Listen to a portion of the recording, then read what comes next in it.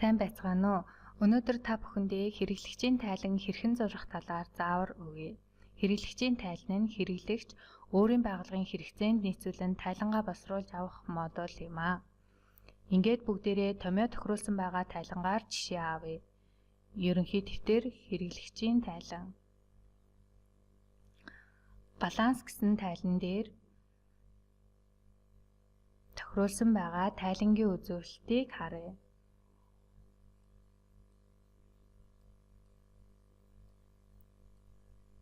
Жишээ нь 7 дугаар мөрөнд бэлэн мөнгөний улирлын эхний үлдэгдэл болон эцсийн үлдэгдлийг харуулахаар томьёо тохируулсан байна. Үүний Q нь улирлын, Ö нь тухайн хугацааны эхний үлдэгдэл, B нь тухайн хугацааны эцсийн үлдэгдэл, 110 нь бэлэн мөнгөний дансны эхний 3 оронгоор тохируулсан байгаа юм. Ингээд бүгдээрээ тайлангаа хэвлэе. Тайлангаа 18 оны 3 сарын 31-ний огноогоор хэвлэх юм.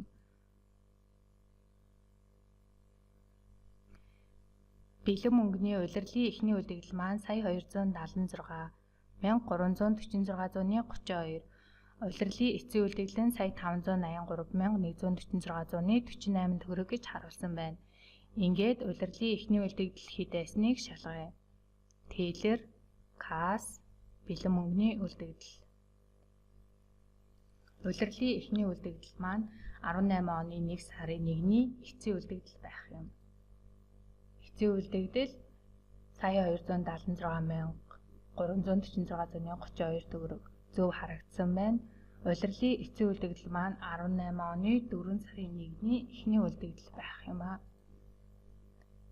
Эхний үлдэгдэл маань сая 583,146.48 буюу тайлангийн эцсийн үлдэгдэлтэй таарч байна.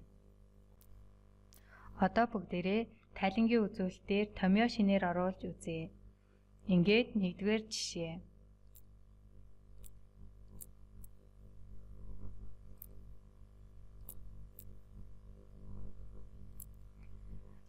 Дугаар баган мөр буюу хэвийн зээлийн улирлын эхний болон эцсийн үлдэгдлийг оруулах томьёог оруулъя.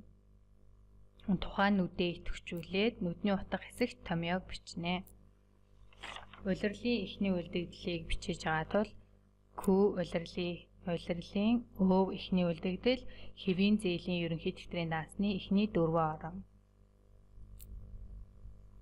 Улирлын эцсийн үлдэгдэл тухайн нүдээ идэвхжүүлээд нүдний утга дээр Q улирлын B тухайн хугацааны эцсийн үлдэгдэл хэвийн зээлийн ерөнхий дэвтрийн дансны эхний 4 орон 13.0 гэж оруулаад хадгалах товч дарна. Одоо тайлангаа хэвлэе.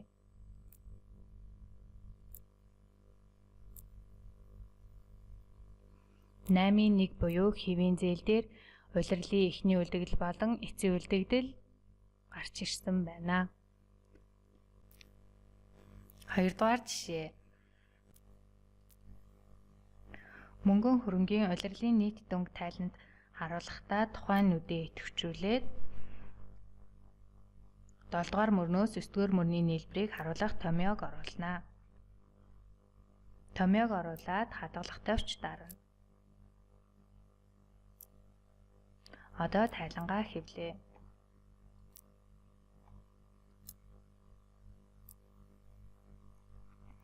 Мөнгөө хөрөнгийн улирлын эхний үлдэгдэл нь бэлэн мөнгө болон банк санхүүгийн байгууллагад байршуулсан хадгаламж харилцагын нийлбэр дүнгээр харагдаж байна. Хэрэглэгчийн тайлан зурхтаа ашиглах томьёоны утгуудыг EPQ 2060-ад хасрахсан ерөнхий дэвтрийн модулийн гарын авалгаас харна. Ингээд өнөөдрийн хичээл дуслаа. Баярлалаа.